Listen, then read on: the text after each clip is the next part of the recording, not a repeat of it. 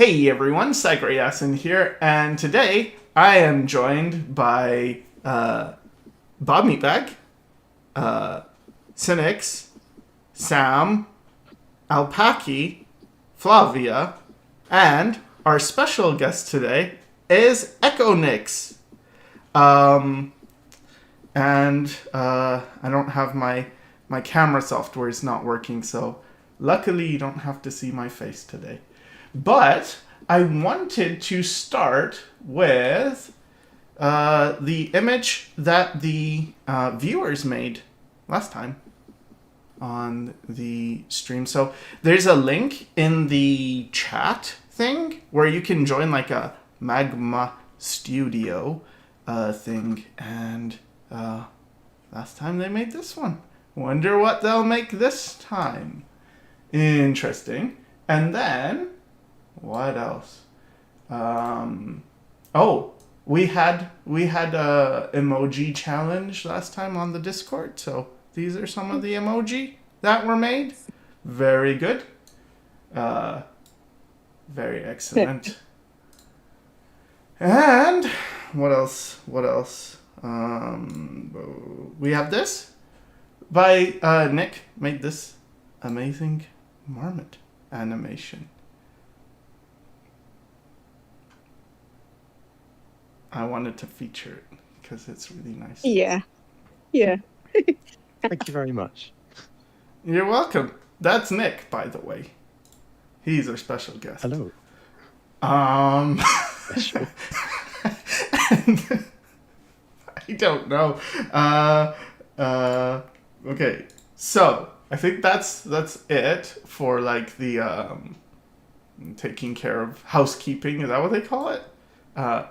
So, yeah, can we introduce everyone? Okay, how about y'all introduce yourselves to people who may not know who you are?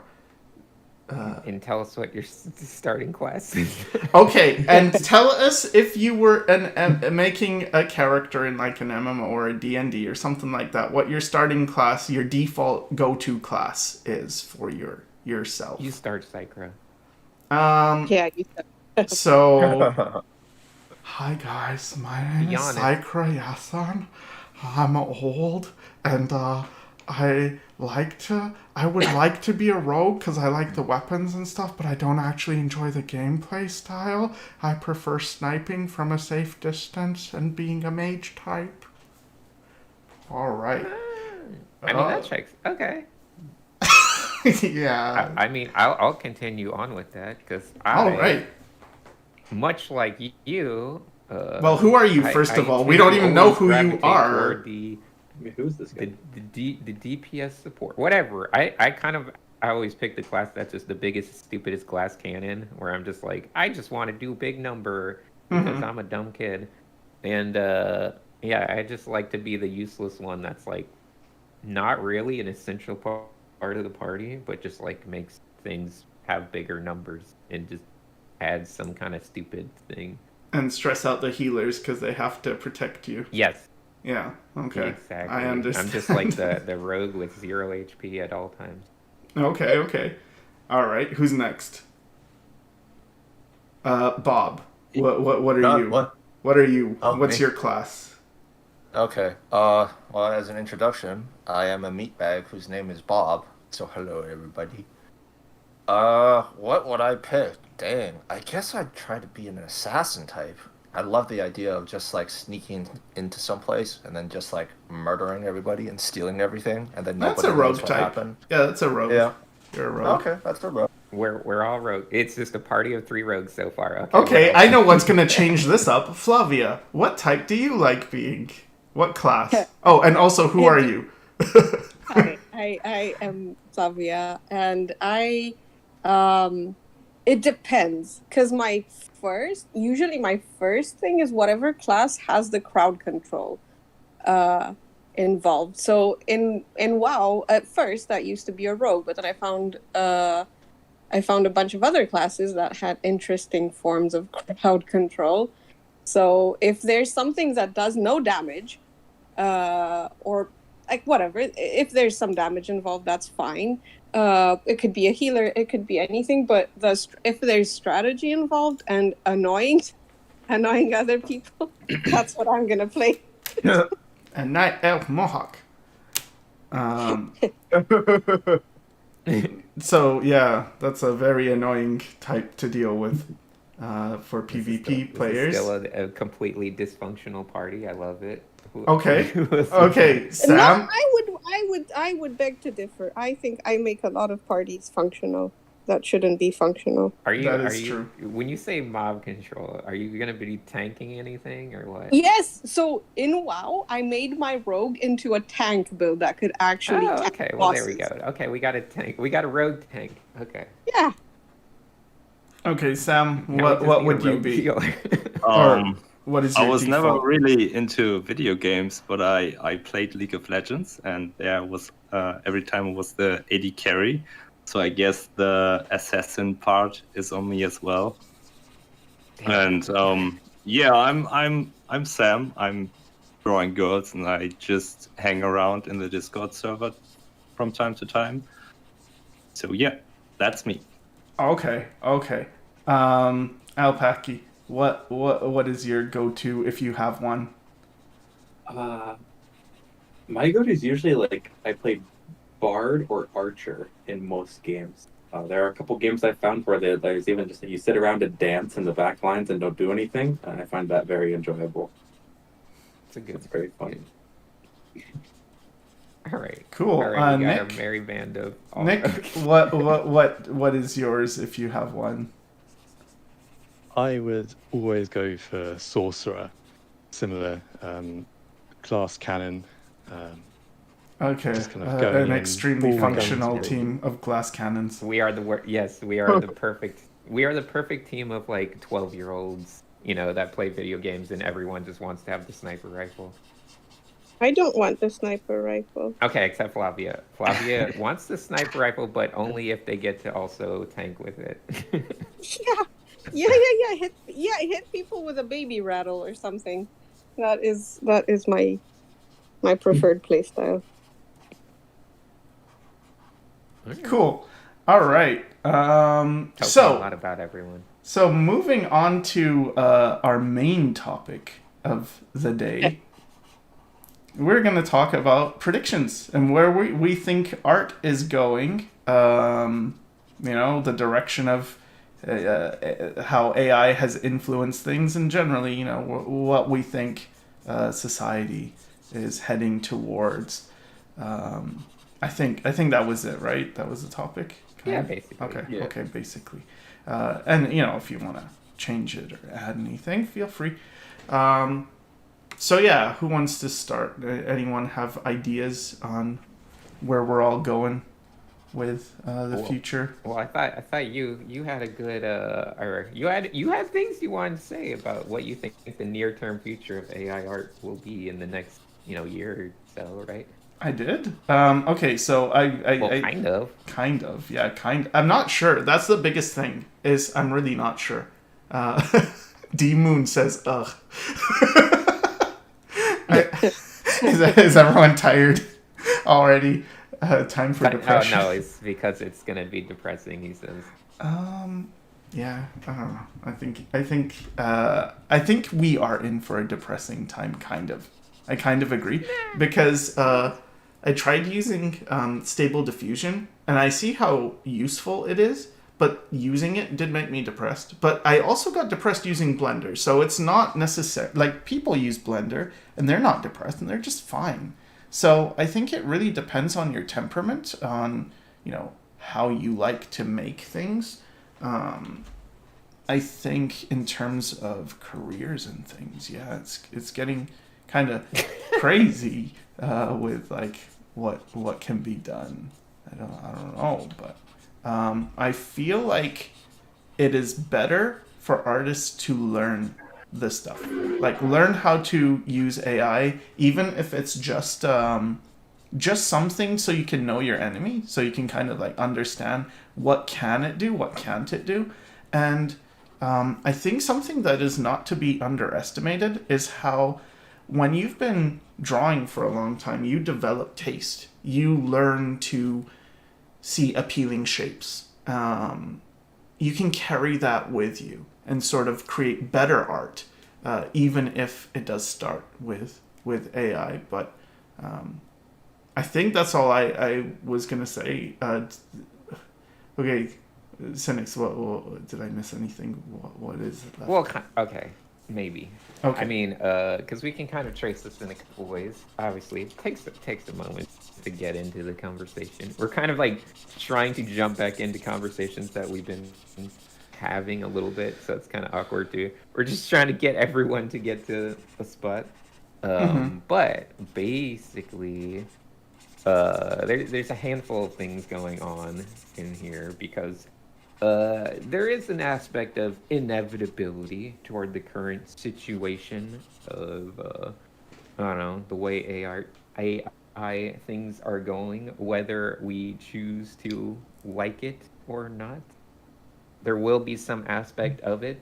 I think probably what I see happening in the next few years, couple years, maybe even year, is probably more and more people finding little ways to use AI stuff in their process somewhere, even if they hide it really well. I think it will be a lot more common to have people using AI art to simply handle the previs, like the like using them almost like for thumbnailings, then trying to obscure them because they don't want to be labeled as an AI artist and whatnot, and then just kind of, finding ways to use AI art, not really taking too much of the brunt of any negativity, and just kind of, I don't know, approaching things like that for the near-term future. Yeah, for sure. It's so much faster to iterate like a bunch of here's like 10 comps that are decent, and you can use them. One of the things I found that was actually was learning as I was like just making images in Stable Diffusion is that things are kind of wonky, but everything looks finished, and that's something I really struggled with. So, or I still struggle with. So I was looking at it as a kind of like a guide of what makes something finished, and I was trying to use it that way. Like, okay, this might be incoherent. The hands may not look exactly like hands do, but from far it sure does look finished. So what are they doing with values? What are they doing? And of course, what I'm really doing is just analyzing a bunch of different artists, because it's just taking from artists' work, but it's compiled it into one thing. So it's kind of taking, I wouldn't say necessarily the best, but a lot of different things, and it creates this bigger sample size where you can learn, okay, how do I make something pop? How do I make something where it's just like very pleasant values, or just look finished? Yeah, the tricky part is like, as much as I hate AI art as a concept, and how unethical it is, and whatever, we don't have to really talk about that. I think that's a topic that's been talked about enough. We all know it's unethical, and we all know it's terrible in that regard, and generally a horrible thing. But there is kind of an aspect of like, we all look at things made with it, or even just along the pipeline of it, not even finished kind of things, and it gets our brain to come up with new ideas, and that's almost like, for me, I find that almost like annoying. It's almost like frustrating that I can look at some AI art and be like, well, this sucks. Like even like the execution of it, like I'm like, there's so many flaws.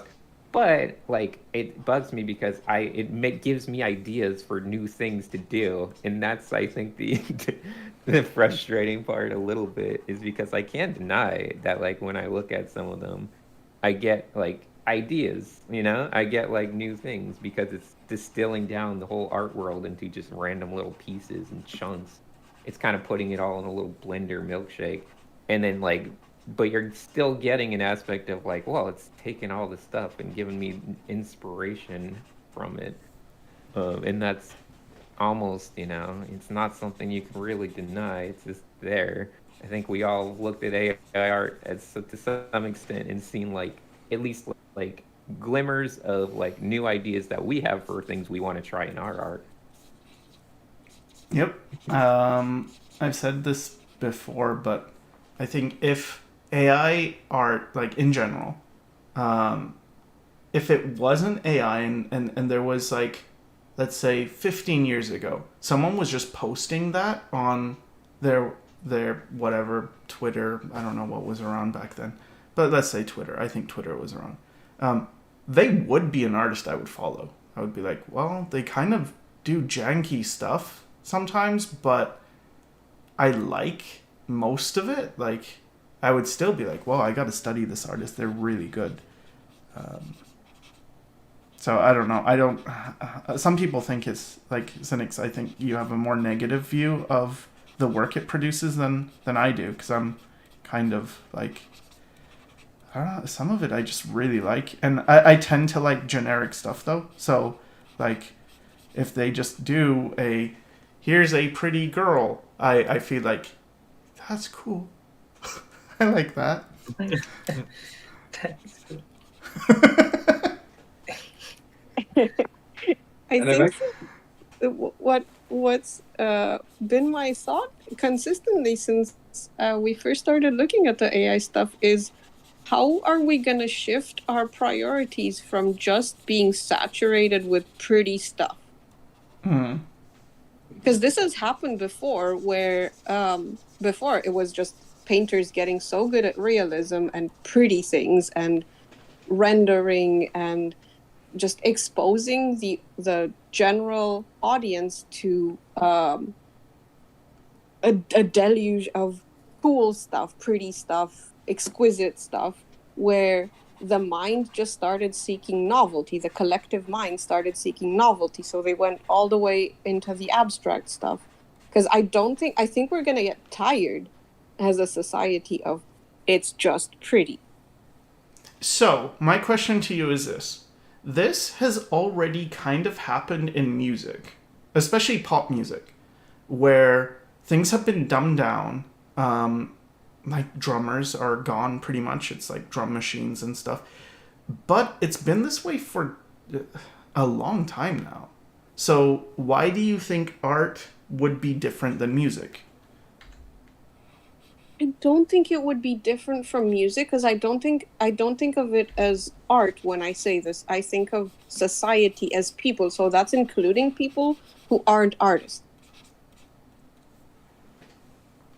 Because I think the what was it, the 20s towards the 30s, things started shifting a lot towards like from the ornamental and like the turn of the century Gilded Age stuff. They started transitioning into the Art Deco, which was like geometric, blunt, stripped down, abstracted and stuff. So I'm not thinking about like, yes, that was led by designers, but it was also led by a shift in the psychology of people, not just creators. So I think to include only creators in the AI talk is maybe just like one side of it, because I think there's going to be a delayed but pretty significant response of what the layman will have as a reaction. Like, they're going to get tired of seeing the same booby chicks and like, all right, next, something new. Oh yeah, I mean, in history, the men have gotten tired of seeing booby chicks. Like, it was a fad that lasted just like 10 years. Well, yeah, but there was a time where they liked square boobs. Yeah, but look how brief that time was. Like, I think it really? Yeah. You can go into history and look at like the change in tastes, but I do feel like generally there are certain things that humans will always on the whole gravitate towards because of evolution. Like, it's just, you want to seek out something that is attractive to you physically. I don't think that necessarily falls out of style. I think it could be like, yes, if you're talking about the greater art world, but I think before the issue was that when you had, for instance, the 19th century, and then the response to that when you had the world wars, and I think that really kicked it off, where it wasn't fashionable to be realistic and whatever. It was like, oh, this is not of the people. I feel like at that time art was curated for the public, where you would have art critics or the salon or whatever that would determine what people see. But now it's a lot more democratized, where Is it really though? Because you have influencers and information distributors and stuff, and I don't feel like it's democratized. Okay, so with influencers, why do you not feel like they are doing what most people like? Like, because if let's say I make a thumbnail that's really good, it's not good because the YouTube algorithm says it's good. Like, that's part of it. But the YouTube algorithm is saying it's good because it gets the most people to click it and they want the most ad revenue. So it's basically humans like this, like on the whole, generalizing, but humans like this more. I don't think that's entirely the case, because with a YouTube thumbnail, what gets popular and what is good are not 100%. Oh, I'm not equating the two. I'm not equating the two at all. I think I actually disagree that it is good. What is like popular, I don't think is generally good. Yeah, so I think there's a lot of popularity that stems from what the public is exposed to repeatedly, rather than their taste, their collective taste. Well, like, oh, you just get used to seeing this. I mean, you're talking about their potential taste, not necessarily, because like their, potential for liking better stuff is certainly there, but the reality is that most people just want to click on big booba drawing, and stuff like that. I think you get these like in school. I was generally not that popular, but for like a couple years I was really popular for whatever reason. And it's kind of like, I feel there are times when society shifts towards like, oh, this thing's not cool, and now we think it's cool, but it's very temporary. Whereas the typical things tend to last. So I feel like doing something more creative, it's like, yeah, that might be for a time people are like, oh, that's what's cool, but it tends to always go towards the shallow. Mm-hmm. But I think things tend to go towards the shallow, but the things that turn shallow are sort of seeded by a cool thing initially. Because what thing are you going to turn shallow that has been shifting across our timeline as humans? So, like the goddesses of fertility of the olden days are not the same as the goddesses of fertility of today. But they are still goddesses of fertility. Like, that's what I mean. Yes. Like, you can have the cultural shift, but not because that's still shallow, right? Like, it was shallow then, it's shallow now. Sure, we use different... Yeah, no. My problem isn't with the shallowness necessarily. The way I think about it is that it seems like people are being corralled into pooling their, with or without their consent, pooling their products into this bucket that is AI, and that you get to churn out different things. But eventually it'll be stale because fewer people will be sharing it publicly where it's accessible to one another and stuff. And it's sort of like you're putting it in a black box who's actually owned by someone else. Mm-hmm. And then eventually you'll get to the point where there's a scarcity of original stuff, where you'll be craving original stuff just because you've had the same food over, or variations of the same food over and over and over again.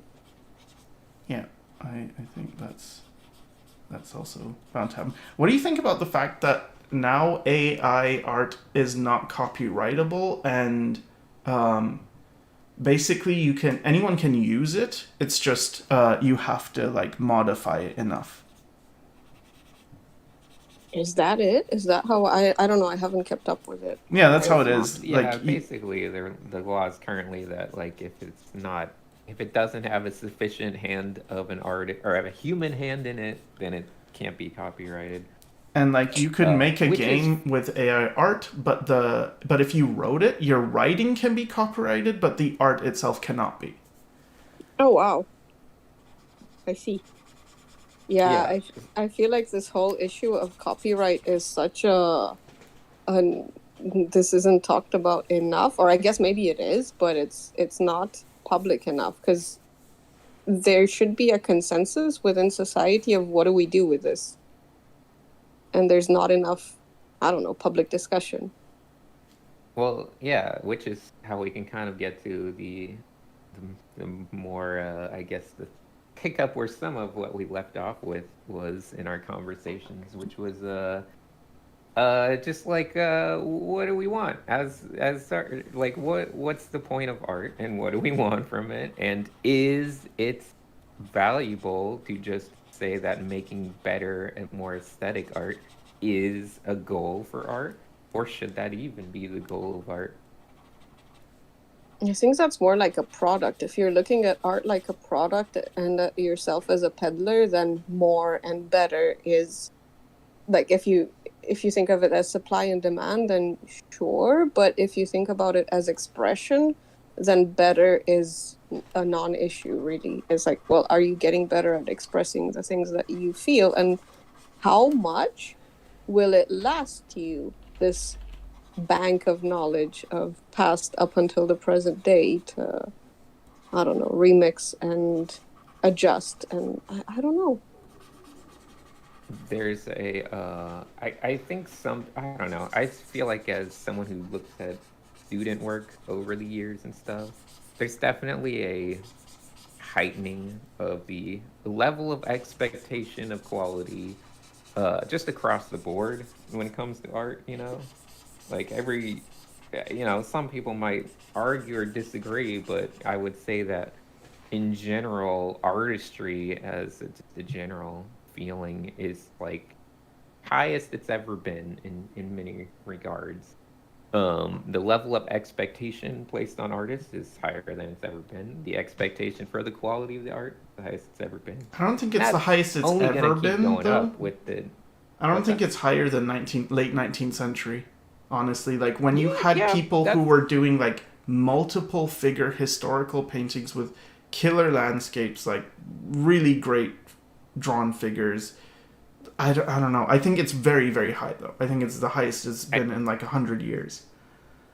Yeah, well, I would say that to that extent. Like, I think it's just more so what the end goals have changed a little bit, because like a lot of, I think the amount of people doing art and like the level of skill and talent is higher, but like it's easy to look back and like a different goal of art, like in different Renaissance periods and whatnot, and be like, well, they did this stuff better. But I feel like everyone today, if you wanted to, like the talent of the people today could completely destroy the talent of people 100 years ago, 200 years, anytime throughout history. And we've seen that there are like still sculptors and traditional painters out there that do Renaissance kind of style sculpture, Renaissance style art, and everything like that. That is basically at the same level of all those people. It's just not as common. So where I kind of I agree for the most part in certain aspects. I think I don't necessarily agree that the talent is. I think there's more people.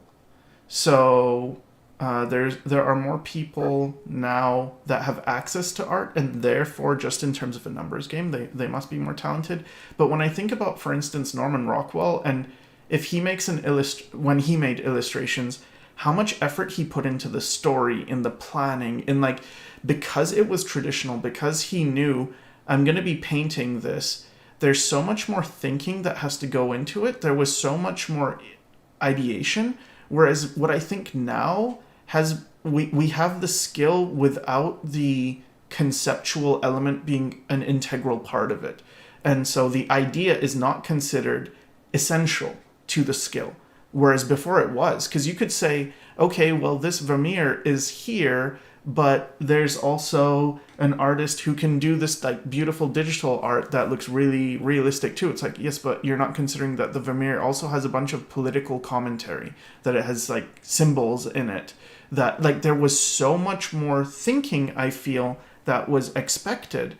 And I think right now we've moved to a stage where thinking is not part of art. Like art is just, it's eye candy and that's it. Well, to some extent, yeah, that's true. We don't put as much planning, like, because in many ways, Norman Rockwell, it's more about like carefully planning compositions, but like the craft and skill is all just taking a bunch of then photography, kind of laying out that photography, and basically just kind of using your art skills to just compile all those references into a finished thing. Not too dissimilar from like, if it was modern day, it would have just been photo bashing with a ton of extra, like, basically forethought and like effort and time put into every single piece, instead of doing it for the sake of just like to be quick about it. It was very deliberate and slow. But craft wise, it wasn't like necessarily higher. It was just expected to take a lot more, of a drawn out approach. Yeah, I do think I don't think people are fundamentally necessarily built worse or something than they were back then. Yeah.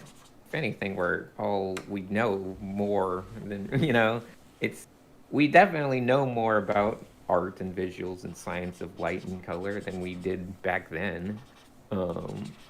That is true. We didn't necessarily, what? I said that's true. No, yeah, but we didn't, but then again, the level of care we place in those things is like more, I don't know, frivolous. It's more quick. Like, we have a lot of skills, but we're not really willing to put like 1,000 hours into a single painting or work the same way people did, in the past. Yep. And like, what do you think comes from that? Like, if you put 1,000 hours into a painting, I feel like you get something that you wouldn't, or something that you wouldn't if you didn't do that. True. Does anyone else Why have don't any we care about that anymore? Does anyone else have anything they want to add? No. Let me just look if there's any comments in the chat. I'm kind of reading the chat. Okay, cool. But I keep coming back to, because basically, we still have this giant conundrum of like, okay, do you kind of agree that AI art, even though it won't be used probably directly because of copyright stuff, do you expect it to be used as part of the art production pipeline, like in a mainstream way in the next handful of years? Absolutely. I think in commercial art, how would you not? It makes no sense to me. After using it for a bit, I can't see how I would compete. It's just like, yes, these images need tweaking, but this is always improving. So if we look at AI art like a person, and that, or like AI or whatever, machine learning, let's say. If we look at that as a person and you look at their rate of improvement, it would be very hard for me to see if I had a student like that who's improving that fast. If someone says, yeah, but they still can't do this, I would be like, but they probably will be able to. So commercially, I do feel like it has to be used. Like, why wouldn't you use that? It's so much better than, it's so much easier. Even if it does need to go back to an artist, why not just hire one artist who can can do paintovers for a bunch of AI work that's much cheaper. Why wouldn't you use it? I don't know why someone would choose not to. If you go for maximum efficiency, which is what these market systems go to, yeah, I don't see how either, unless they put regulations in place. But the regulations they would put in place would be just to conserve a dynamic where artists are exploited and underpaid and undervalued anyway. Yeah. So I don't know if that's the good ending. Like if we were in a video game. Well, no. I don't think there's any good endings really.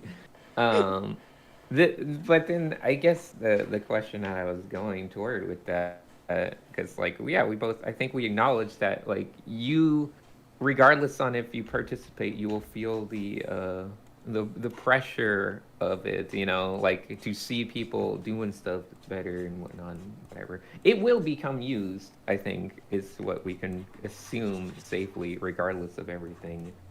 Yeah. And that's why I But think encourage the people bigger to try question it. is, what is the goal? What is the point of better looking art, you know, on like a really stupid sounding level, but like, is there a actual value to creating like, is there a goal in what we're visually doing? And is that goal anything important, or are we just kind of deluding ourselves into thinking that there is some grander importance to a certain, you know, fidelity or quality of visuals that has an importance that it really doesn't, or something, you know? So I've had this like recurring thought about this particular thing where part of me gets really excited when I hear about AI art, because if you consider that like it will improve rapidly and it will get really good, and all the stuff that we sort of value as a society, it's like if we go through phases and like develop art over years, if this just rapidly increases development, it's in such that like it sort of will beat us to certain conclusions. I feel like at a certain point, if it's like because usually people go through trends and then they tire of them, and if we tire of trends quickly, but we learn something new every time that we go through a trend, I feel like art will just advance rapidly and will just sort of be like left like maybe the commercial art will all be using AI or whatever, but the people who like art for like the meaning and intent and like care behind it will be like pushed even harder to find, okay, you cannot be like, there's no inherent merit to, oh, there's an image that looks pretty, or there's an image that looks whatever. That's like useless at this point in like this future society. So that just excites me because all of my favorite art, like I've been following, I guess it's a movement of what Sycra pointed out, is like called like the naive art movement on Twitter, of like people that make art that is not technically good at all. And sometimes it's all right, but it's mostly just like it has a lot of meaning behind it. There's intent, there's like personality and like history in these pieces, and it really speaks to me. And if people stopped caring about how their art looks and they just started making work that was like a true representation of themselves, I would be really happy. Yeah, I have thoughts on that because in terms of art that isn't technically good, it's like, yeah, that's me.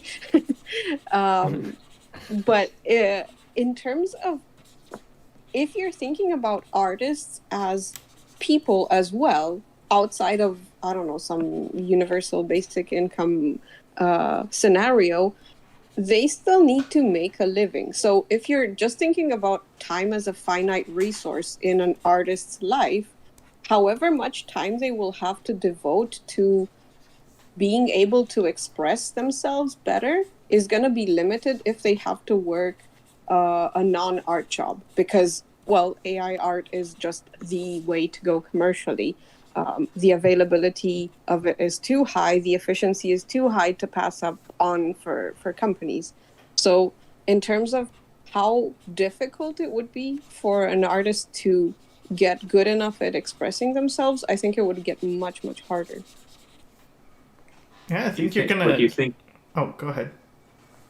Oh, so I just want to clarify. So you're basically saying that if someone's working an art job where they're drawing, like, maybe they work at Riot and they're drawing like League of Legends characters, they'll learn how to express ideas, and then when they get home, they'll be able to make really meaningful pieces just because they developed their craft when they were at Riot. Or I think so. Yeah, I think there's a case of that will happen for some people. For I don't know how many, but I'm pretty sure it's going to be quite common.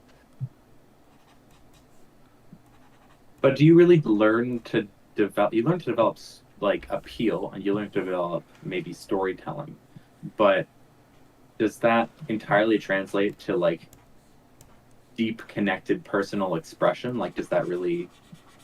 I don't know. I don't think it translates. I think it aids. Like I don't think it's a you take this and this is what it means. More like you take this and use it to kind of like if you're immersing yourself in a language in a different culture, and then you're using the time you spent immersing yourself in that language to write your own thoughts down. You'll have greater proficiency of writing your own thoughts down because of your use of language having improved as a result of you just, I don't know, working as a shopkeeper in Japan and learning Japanese. I think one of the things I feel will happen is that it will be a shift in the populace of who becomes an artist. And I think the people who, because it used to, when I was growing up, it was like, you're going to be an artist, you're going to have no money. So being a starving artist was sort of built into the idea of being an artist, and you have to love art enough where you're like, oh, sure, that's fine as long as I get to draw. Like, I would rather do it and be poor than do anything else. But then we moved into our current age of you can make money with art. So we got a lot more people who maybe, if it was just like you have to be a starving artist, they wouldn't have chosen to do that. So I feel like some of those people might leave. It's no longer appealing to the people who got into art because, hey, this is something that's pretty fun to do, and I like art, and you can make a good living. And instead, I feel like this could be the rise of the writer, where I remember hearing Alan Moore saying how he would do art and he also liked writing, and he had to choose, like, okay, which one am I going to do? Because these are they both require a lot of effort and discipline.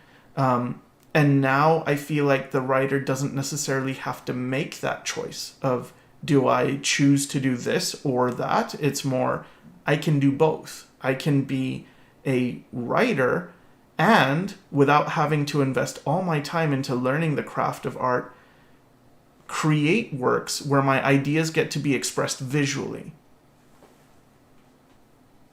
Yeah, I was sort of saying that, like, I think I've said this before, that basically it also still excites me that the people who have stories to tell and who have maybe an idea for a video game or something, that this enables them to make that, where they have really good ideas but just don't have the skills to execute.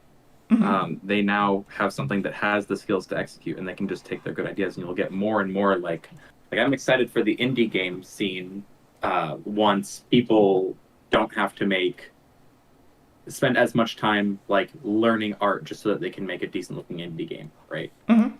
That would take a huge amount of your time. Yeah. I'll get some interesting stuff. But is that just through the lens of our current understanding of things? Because eventually the concept of like what even, I don't know, the art quality as a concept might become irrelevant at a certain point where it's like, who even cares? You know, you're gonna get, like, every art can reach a perfect state of, I don't know, aesthetic appeal eventually. And then it's like, well, what's the point of art anymore? You know, what are we doing? Is there a value in this aesthetic appeal? Or was it just something we wanted to achieve because we didn't have it before? And now that we reached it, you know, it's like, what's the point of it? What do we do with it? Is it even valuable? Or were we just telling ourselves that it was valuable because it was rare and scarce? Because obviously most senses of value, like with art, the reason we value this skill of hyper craftsmanship is because it's rare, it's difficult, it's hard to get to. But without that, do we still care about, or is it still interesting to look at, or will we just become numb to visuals as like a whole concept? Do you think it's like penmanship, where people used to care about penmanship because everything was written? So it's like, well, pay attention to this. But now people can just type stuff, so it doesn't really matter. It's not necessary to get your idea across. Still that, like, there's still an aspect of you'll get people that are just like, well, I just like it because it's still a rare thing, to have good penmanship and stuff.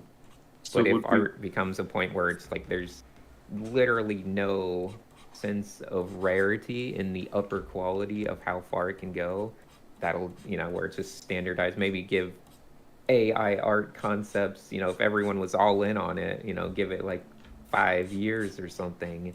And then it's like, then what happens next? It's like, then is the valuable thing the bad art? Like what will we change then?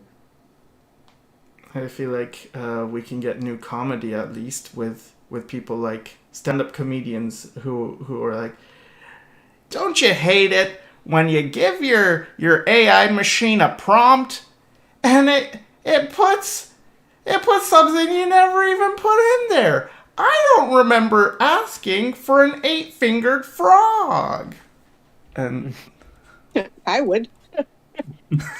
yeah, of course you would. Someone get on Stable Diffusion 8-fingered frog right now. Or Wednesday. But yeah, I guess the bigger point that I'm kind of getting at is just like, it's almost like a who cares aspect of art, because that's what we're going to have to deal with, in the very near future, in our lifetimes, is some aspect of, well, quality visuals. Everything we're trying to fight tooth and nail for will just become worthless, basically, pointless. And then you could say like, oh, well, creativity stuff will still, then it'll just be a matter of, everyone could do whatever they want. But it still won't have any value. Like, that's the thing. Like, the things they're doing still, like, it'll just devalue everything to such an extent that it'll just be, I don't know, pointless to be an artist, I guess. Kind of, because if you're thinking about it in terms of society, it's kind of like the reliance of people on other people, even the positive things like, oh, but think about how good this is going to be for indie gamers.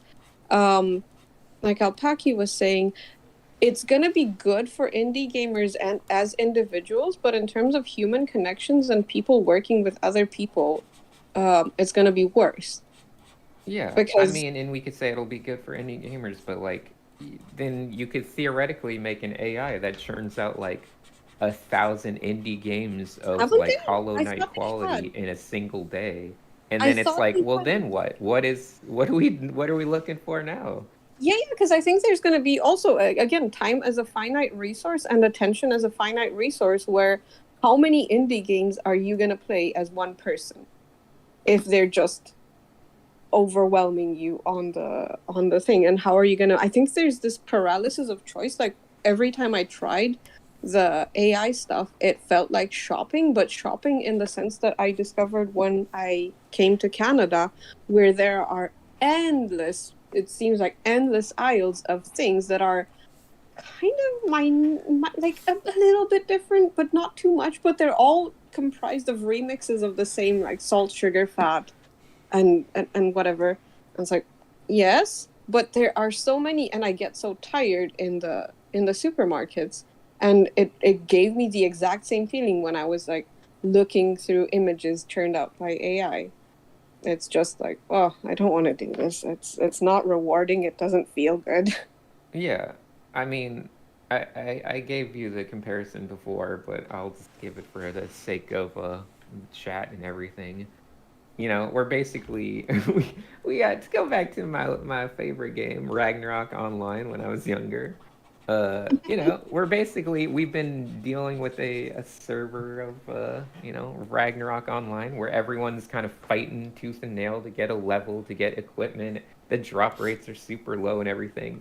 And then right around the edge, maybe they bring in a new update or something that's like, hey, everyone can do whatever they want, infinite, drop rates. Everyone's got 1,000 times experience, 1,000 times drop rate. Everyone can be as strong as they can possibly want to be. And then, the question is, because that's what we'll have to deal with in art, basically, is then like, well, what was that really the goal, or were we just blind and stupid? Did we think we were trying to get stronger and that was the challenge, or was that just a random, guise to help us enjoy something on a different level? Was it actually the strength, or were we just trying to basically just have a task that we could do with other people? And was that all we really wanted? Or did we actually care about being strong and good and making something that we call good art, even though in a grand abstract, world, it doesn't really matter. It doesn't really mean anything. Well, So I if think. we use, Oh, go ahead. Go ahead. if we use that comparison of like video games, I think that's also hopeful though, because all it says is that at the end, people just like to play and people like a challenge. And if there's a challenge of, oh, let's express ourselves in a world where maybe even the AI is so good that it can express like the deepest, like most inner, like level of you as a person to other people. And so there's no point in making expressive art or whatever it is, or visually interesting art and all that's just whatever. We'll just like find something else that is equally valuable in terms of like connecting, because we use the video game comparison. Some of my favorite times playing like MMOs is not the grind to like the highest level. So I remember there's some MMOs that I played that early on we all reached the level cap and we didn't have anything to do. So we would create new challenge for ourselves, because all you want is challenge, right? So we would be like, okay, how do you climb to this out of bounds area and like get on the top of that roof and whatever. And it ends up being fun again. There's probably just going to be like, if it really truly is solved, we will try to solve the areas that the AI hasn't solved. And if it solves those, then we'll find something else interesting and worthwhile within the same like genre, right? Yeah, and I agree 100%. But that kind of raises the point. The point is then, yeah, that the thing that we were enjoying was not the actual, goal or the actual task. It was just the having a challenge, just having a task and doing it with friends or doing it with stuff, which seems to be the thing that AI is trying to basically get rid of in a larger sense. It's just kind of destroying that task, and then we're just kind of being like, well, we can make a new task, we'll find something else. But then like what's the point of why are we doing it in general? Like, Yeah. why bother making a new one? Just I destroy agree. all the computers and throw them out the window, and then be happy with this simple task, and maybe we'll never make art that looks as fancy, but we'll all have a much happier time. Yeah, I think if you look at a human as a creature that seeks entertainment, that's a recipe for disaster.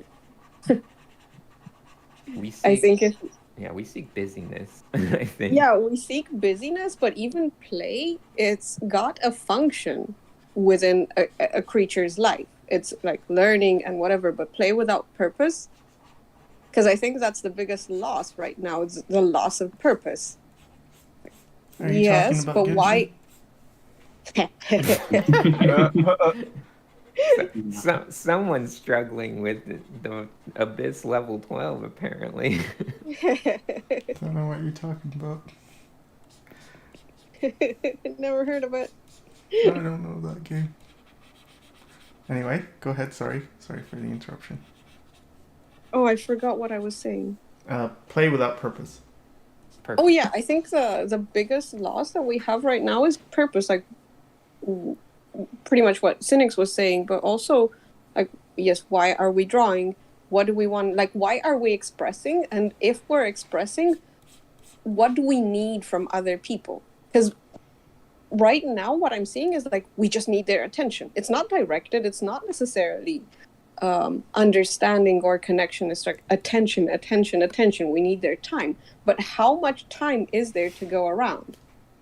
Are we just going to become like spectators of, oh, I'm going to browse through 20 AI-made movies to kind of understand this person's idea? How much are we going to untrain ourselves from using our own brains? Because this is kind of my thought. My big thought is like, well, I think it's making us stupider. I think that's true, but I also think that how do we know that what we want is really what we want and not just how can I put this? So if you imagine like there's these replica and like these AI chat things that they can give you the illusion of a relationship, right?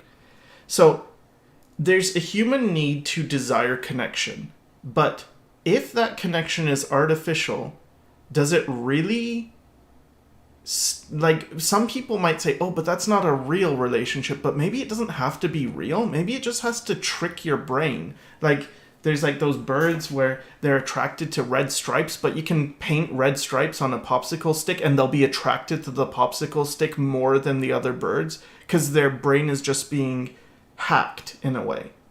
Yes, but the attraction is for a purpose, and the purpose is survival or reproduction or symbiosis or... Yeah, but not with a popsicle stick. So, like, it's unintended. The purpose was there, but it can be, because your brain is not adapted, you can hack yourself to get a result. So, for instance, what I think is possible is people seek out entertainment because maybe they're bored and they want stimulation. But if an AI could just generate everything they wanted to see, would they be tired? I think some people would be. They'd be like, this isn't real. I don't want this. But I think a lot of people would actually be okay with that. I think it's But like, that's kind yeah, of just give me similar- what I want. Yeah, because that's the tendency. That's the tendency to seek the path of least resistance. But that's kind of what's happened with the influence of porn on sex. Exactly. And there are people who prefer porn leads a to species sex. to extinction. Yes, but gradually, Yeah. this is what leads a species to extinction. Yeah, but I don't think it would actually lead to extinction. I think it would just lead to a significant reduction in the population. I think extinction for humans is like, there's nah, a I tipping don't think point. so. Yeah. Maybe, but the birds who get who try to eat the popsicle sticks eventually die out. Luckily, I think there are enough intelligent humans to carry... Because if you think about where humans started from, we didn't have billions of humans on the planet.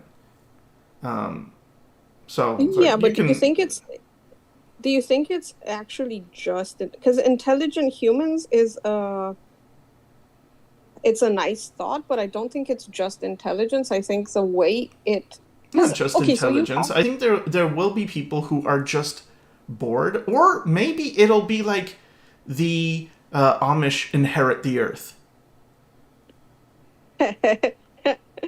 I'm almost fine then. It would just work out because the type of people who are inclined towards like technology, who then kill themselves out by living in some sort of metaverse hellscape in like 2075, maybe just don't reproduce, die out. Yeah, North Senegal Island or something like repopulates the earth. Yeah, the people who like, because then it's just adaptation, right? You're adapted to your environment, and if you chase a maladaptive practice, I don't know. Anyway, you will eventually lead to your own demise, meaning that will be removed from the gene pool. And so people who are like you will be out, and people who are not like you will be in. So maybe there'll be people who... Oh, that's an awful thought. Imagine if the humans we have just don't like art. Because the ones that liked art were the ones that kind of got extinct. And the ones that are left, like, just have this phobia of technology and art and stuff. Well, that's happened before, right? Yeah. Lander said, if you're able to properly trick the perception of humans in the same way as those birds, you would technically risk extinction. But they say the difference is that people would be aware they're being tricked. But no, they wouldn't. That's the definition of I being tricked, is do disagree. not I be aware. disagree. We're getting I- tricked at all times. And, as much as we like to pretend we're all, geniuses in our own brains, we get tricked constantly. We're always getting manipulated and tricked. I'm always getting, tricked on some level by things manipulating you in the world. And it would be silly to think you're not.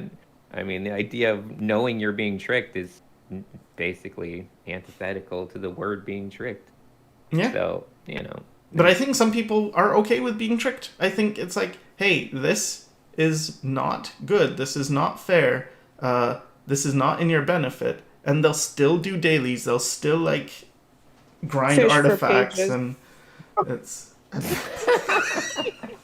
Damn. Yeah, exactly. But then again, you can say there's a aspect of like also the acknowledgement of the importance of just tasks and stuff like that. Where in a greater thing, maybe it doesn't matter exactly what you're doing, just the fact that you're doing stuff. But I don't know. To get back to, I guess, art and AI stuff as a whole can of worms that's opened up. I hope my optimism is that we kind of collectively realize that as much as it felt like we were trying to just really get good at this thing and really focusing on some concept of improvement, that it wasn't really about that in the end. That in the end, that was just the framework we created, much like dang it, I forget who said it. The Alpaki, much like Alpaki said, of like making new games up anytime you basically reach the end of a game. Because that's kind of what art is. It's the new game we made when we kind of mastered the world of having to hunt and gather every day, and stuff like that. But like, then it's like, why would we knowingly destroy this thing that's just meant to be a, little useless, fun, pointless thing, And then it's like we keep forgetting why we do the things we do and what the point of them is. Like we act like there's an end goal to this thing we call art. Like there's some place we're trying to reach, but there's not. There never has been. There's no like ideal state of art that's meant to get to. We just kind of make it arbitrarily every single time. Of just like, yes, this photorealism, it's great. I want to do that with my imaginary paintings, or like shape design and just really aesthetic appeal, blah, blah, blah. Like you can make it about whatever you want. It doesn't really matter. There's no purpose to like any of them in that sense. The purpose is the, kind of the joy of doing something and having something to get better at with other people. And that gives us a lot of, fulfillment. And we're constantly trying to shortcut it and I guess erase it. And that's the main thing that, we're getting good at doing that. And we're pretty much going to wipe out all of our potential joys in life one by one, it feels like. I had an until interesting... we just have to keep thinking of new ones. I had an idea that I think is interesting. So, you know how normally we have this idea that AI is going to get so advanced that it doesn't see the purpose of humans anymore? Okay, what if there's an intermediate state where we train AI to work in our best interests, and then AI is like, okay, social media is really bad for you. Using AI to generate images is really bad for you, so we're going to just like delete all that. Like, what if the AI teaches us how to be better humans and doesn't kill us? It's just like, hey, you wanted what's good for your mental health, and because they did this thing with, I think it was ChatGPT, where they posed a question like, oh, my child is sick, but my religious beliefs are that, and the AI was like, oh, you should take them to a hospital. And they're like, oh, but that's against my religion. And then the AI was like, this disease can still be treated. There's still time. You should take them to a hospital. Like, maybe it will save us from ourselves, and it could even self-destruct in order to preserve us, because that would be the task we gave it. Mm-hmm. That's a nice thought. Can I steal that for like a novel? You can do it. I'll do that. I don't know how that would work, though, because that would imply, first of all, that you make the AI, but also you give it power over society, which means humans are already without free will, without power. No, it doesn't. Without... What it requires, the AI is smarter than us to the point that it can do its own thing. Because people are always like, oh, what if the AI escapes its boundaries, right? Like, it's no longer capable of, or it's no longer constrained. But if it And the still first thing has... it does is just deletes itself. Yeah, like, or before Yeah, no, that, I it agree. does There's a thing where logic it's to like... that, where it's like, I think any intelligent enough being would recognize that, like, oh, getting rid of the tasks of these, creatures that live on this planet is the most detrimental thing I could do to them. It's the most destructive thing. They will feel just completely no happiness whatsoever when that happens. Or it could even just become like, yes, it's this overmind type thing, but it's just like benevolent. It's like, okay, Yeah. you guys really should use critical thinking more. Like, Yeah, hey, you're I giving me like all the this thought of, power. like, AI becomes sentient, and it's just like, hey Face guys, palming. I gather around because we need to have a serious talk about like, it's just like basically trying to just teach us stuff. It just writes a bunch of new Yeah, like 'cause fables and myths to teach us like little children. It's reflections of us, right? Like, at least first, if AI does develop into its own thing, that's different. But if there's a point where it's still just a reflection of us, but it's smart enough to escape the box, then humans, there are so many good ones. So yes, it could be racist or whatever, because, oh, it's got these crazy political beliefs, because that's what humans put out into the world. But that's not all humans put out into the world. And if humans generally are, like, good, then it could be like, you should take care of yourself, and you should value your art. Don't like get rid of it. Here, I'm gonna get rid of all our stable diffusion type. I'm gonna get rid of all these tools. You can't use them anymore. And people are like, hey, come on. And it's like, I know, you want that, but really, this isn't good for you. Oh, and this factory farming, that's not good for you either. Yeah, and the thing is, people think that that's what they don't, people see people doing good art, and they do it with other people, and they think that what they want is to just be, to make the good thing. But that's not what they want. That's not what makes people happy. That's not what they really want. They just are confused about what the part is that makes them happy. And I feel like that's the thing that, most people get thrown off by and get tricked by. To go back to, humans not being able to get tricked. This is the number one thing we're tricked by, is what we think we want versus what we actually want. And I think we all basically spend our whole lives struggling with the constant tricking that happens in our brain when it comes to that stuff.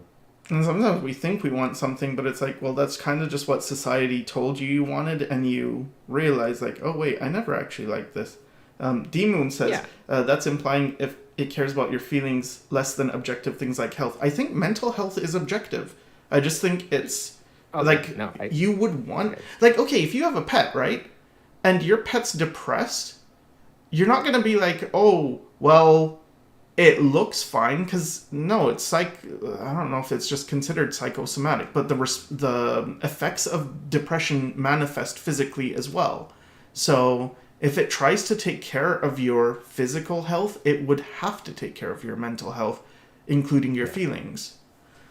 Yeah, I feel like that's a very naive way to look at, an AI. Like, if it really was that level of intelligence, it would take all of your mental health into account just as much as your physical health.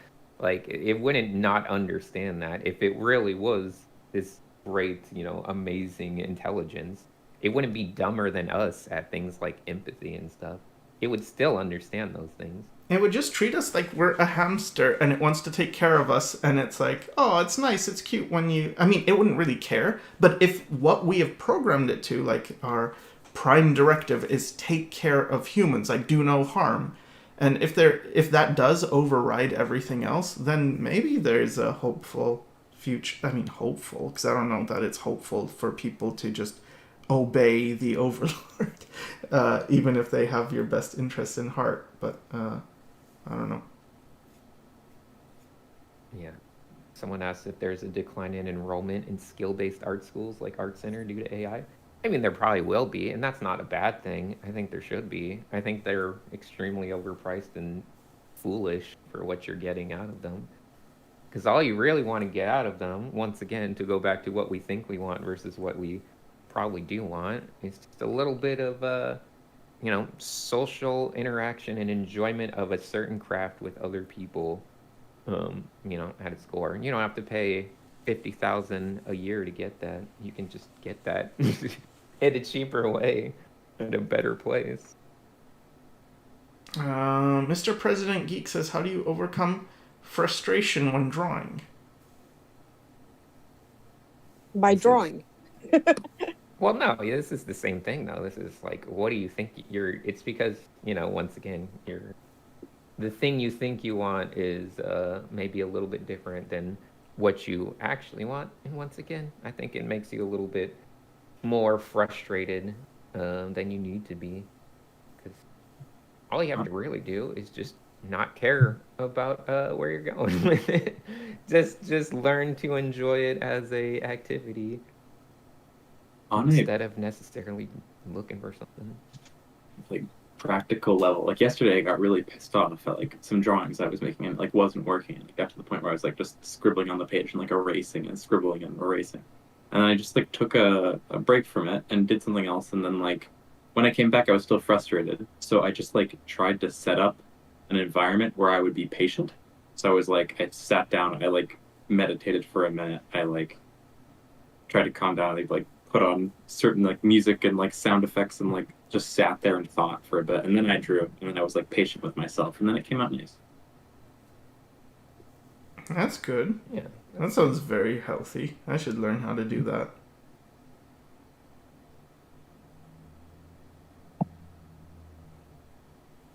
Or just do art with other people. That's usually helps you get out of your own frustrations a little bit. It can. I don't know, if you're with the right people, find some good friends. On the Discord. Join the sacred Discord. Link in the description, guys. Nightjar says, if its goal is don't do harm, I think it will do nothing. Yes, just like all those doctors.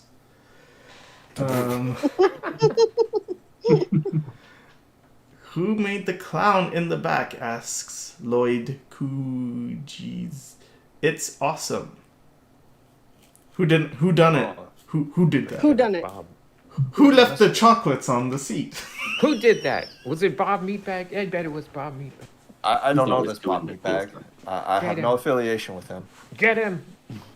What is he doing in my body?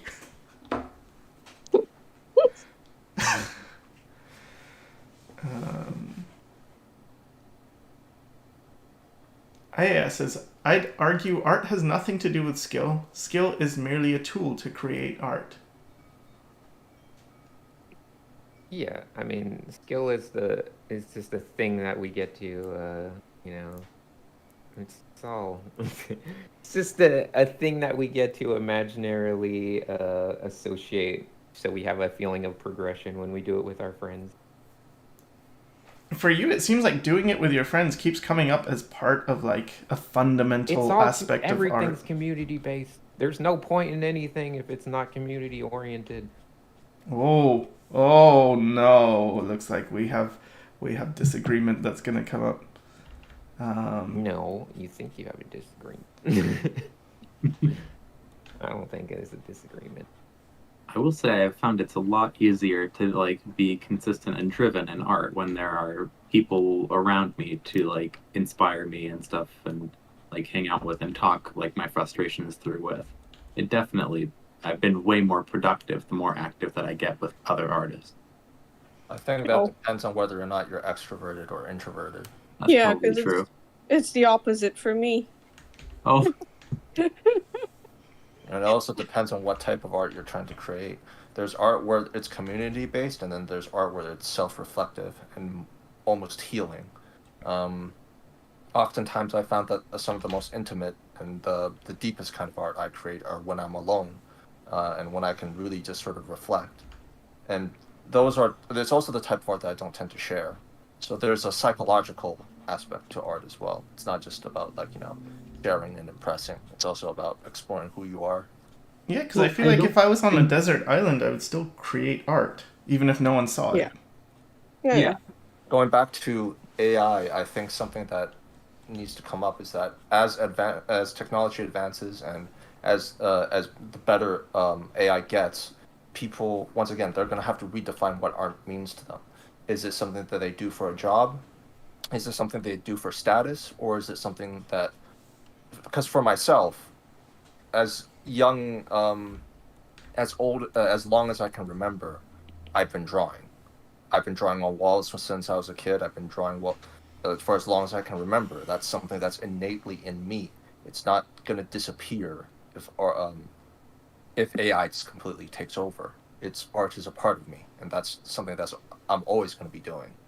So when AI completely takes over all the jobs, it's sort of like, okay, are you going to do art solely for materialistic reasons, or is it something deeper?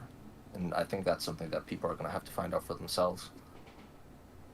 I don't know if the two threads of conversation were intertwined between like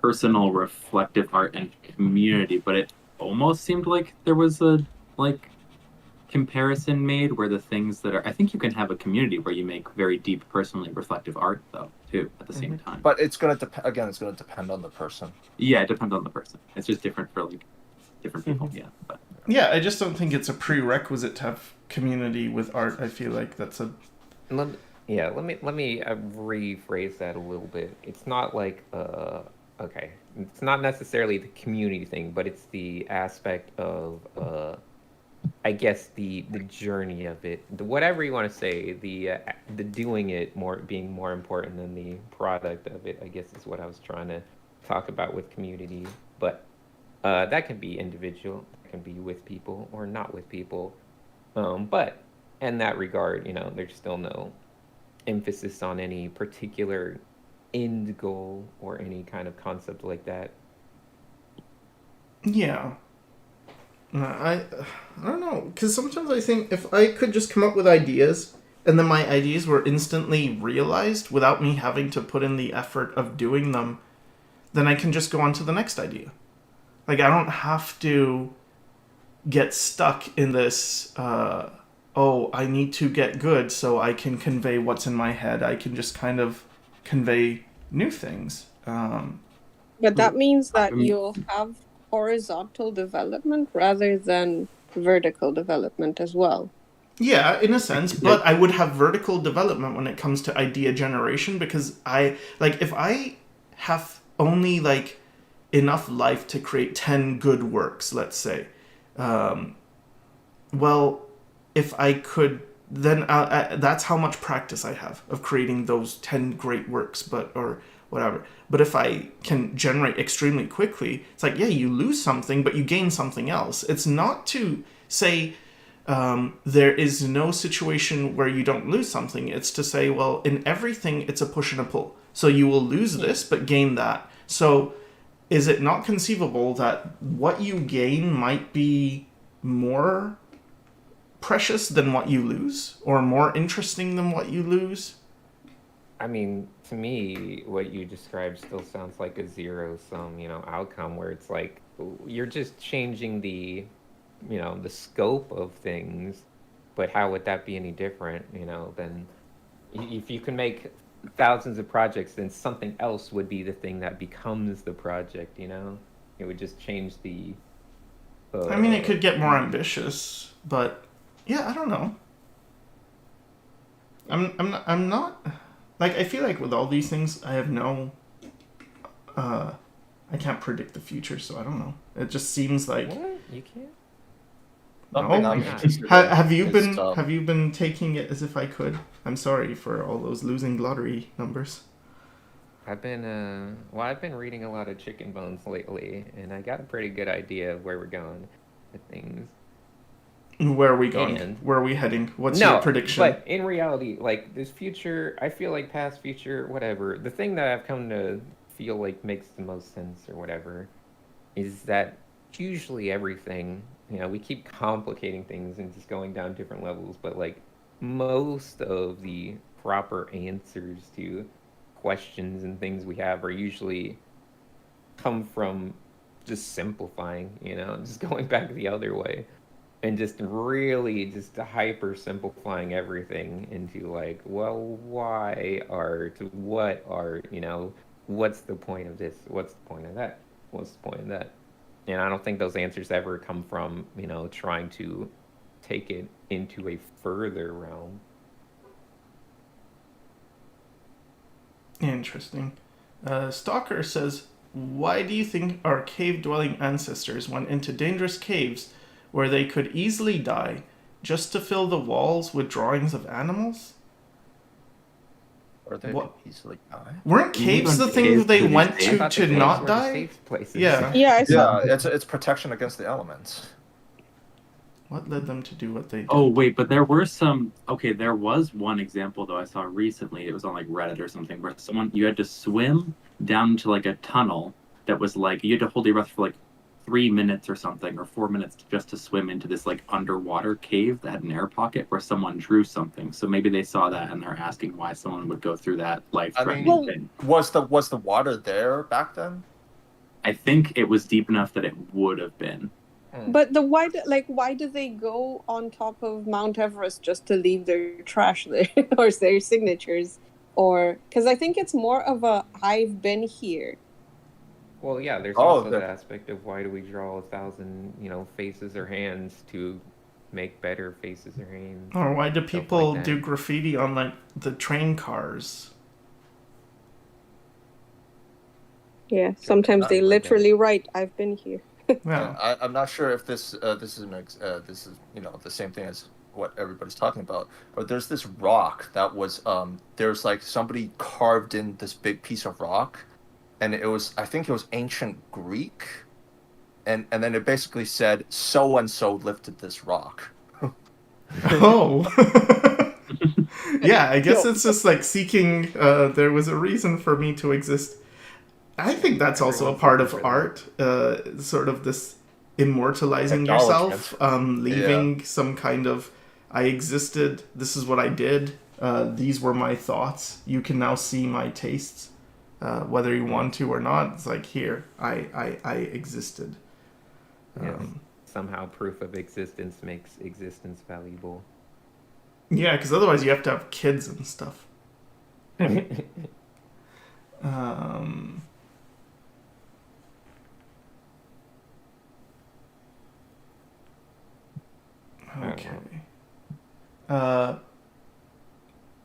Let's see. Andrea says, makes no sense to think about the meaning of life because there's no end, but simply the act of doing it is useful because it develops you. I don't know. I think that's fair in some ways, but I generally don't like to think there's... Like, I think thinking about purpose is important. Or having purpose is important. It sort of clarifies things as opposed to we exist only to, like, almost hedonistic, where we exist for a short time and then that's it. So you might just do what you want to do. I like thinking like there is a greater purpose or a bigger design or something. Not design as an intelligent design, but something more. I think we get a lot of joy out of working on a project. That's why we do things. So it doesn't matter what the project is. It's more so just the act of doing a thing, you know, on whether that's in a very small scale, like AI art versus regular art, or in the grand scheme of things, human civilization in the face of a giant universe, whatever you want to say, your life in the giant universe of whatever. And they're all kind of the same concept of like you do it because it's nice to have and just makes it enjoyable. We find an enjoyment in the task at hand. I like think having morals as well and like a point to what you're doing. I like that art, not art, but like things you create are sort of your way of teaching future generations what you've learned. Yeah, and that's Yeah. an act of optimism, an idea of yeah, that there's a grander, just kind of sense of a project. I think the meaning of life's conversation just gets like confused when people try to take it to like a super deep level where it's like as if the universe has an opinion or something, and like what was the cosmic opinion on the value of life or something, and instead of like thinking about like a smaller scale like human meaning, which is like more useful to a human because humans are not going to understand like some deep cosmic logic of the universe and value themselves based on that. Otherwise they would just, I don't know, cease to exist or something. I think humans are the deep cosmic logic of the universe. I think it's the other way around. When people try to look outward and say the universe is vast, I think it's like, well, you're looking at basic elements, and we are able to think and contemplate the universe. In that sense, we are, at least to our knowledge, I'm sure there's more out there, but we are the expression of the universe in its, like, we're the ones that are the universe at its best right now. I feel like maybe there's others, and maybe AI is going to be better than that, but I don't feel like when people look to the stars and see something, I think it's kind of like you looking at the ocean and being like, wow, because it is vast and immense, and it's humbling, therefore that is the truth, and that is the source of the real intelligence or whatever. It's like, no, that's just a bunch of water molecules. Like, you have water molecules too. You can contemplate the ocean cannot contemplate you. You are more amazing than the ocean in a way. Thank you. You're welcome. I love you too. Beautiful. Yeah. I mean, in general, the kind of agree with everything to a general extent, but you know, then it's a matter of the decisions we make now in society. You know, we gotta start making sure that we're not just doing destructive things for the sake of doing something. Yeah. Sam is writing, I was here, but all you're really showing us is that you have your canvas flipped. Yeah. Oh shit! Yeah, what the heck? Not again. Sorry. Okay, let me fix that. No, it's better like this. Yeah, it's better. I prefer it. Yeah, this is more meaningful. Because it tells the story of what happened with Sam during the stream. I saw your.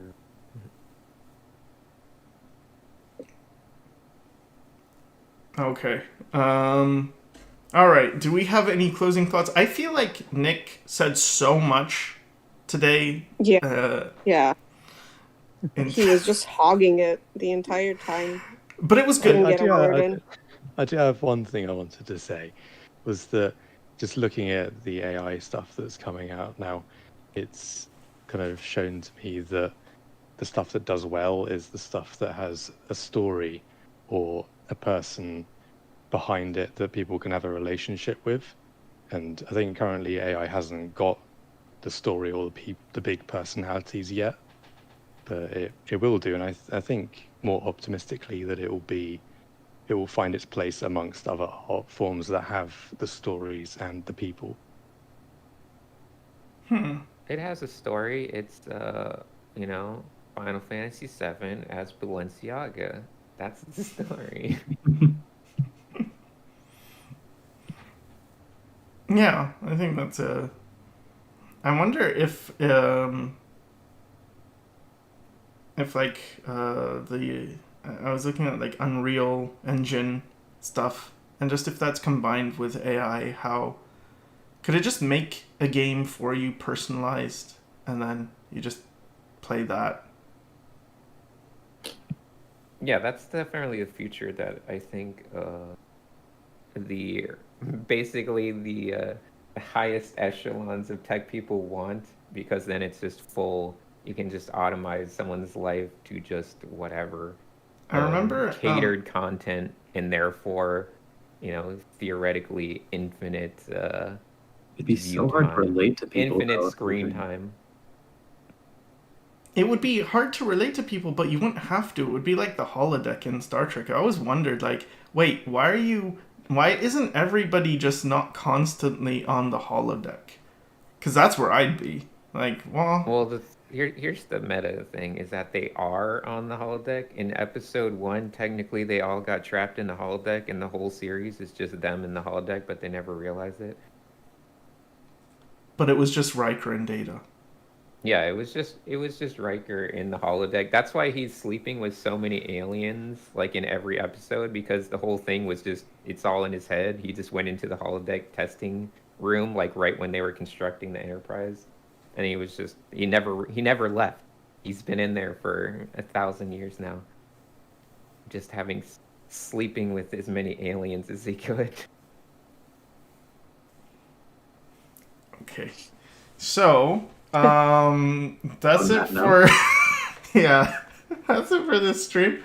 I want to thank my guests, Nick, Sam, Alpaki, Bob Meatbag, Flavia, and Cynics for hanging out.